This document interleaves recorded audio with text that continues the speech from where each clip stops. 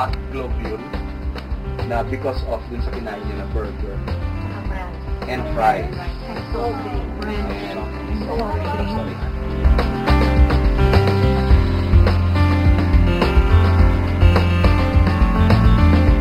Ayan. Ito yung tinatawag ni Doctor na Rollo formation. Yung like a stack of coins, yung ating blood.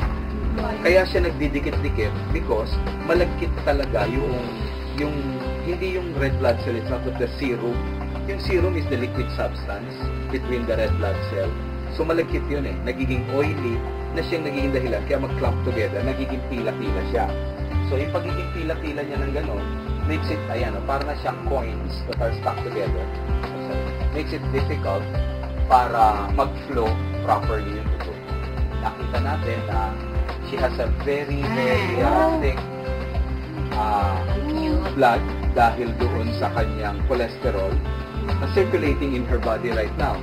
So, ang gagawin natin, we'll spend another 15 minutes para makapag-settle down yung cholesterol sa blood niya. And then, we are going to give a cleansing substance. Pero ibibigay natin sublingually. Yung sublingual na yon, titingnan natin 15 minutes later if we have a blood that is better looking than this. Okay?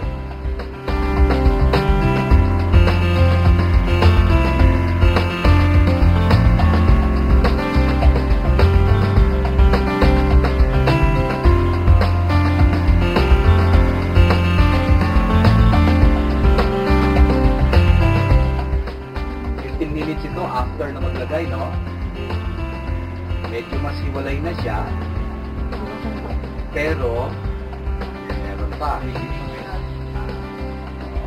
Pero mas magaganda na siya. Solo-solo na siya. Yung kanina talaga makikita ko marami.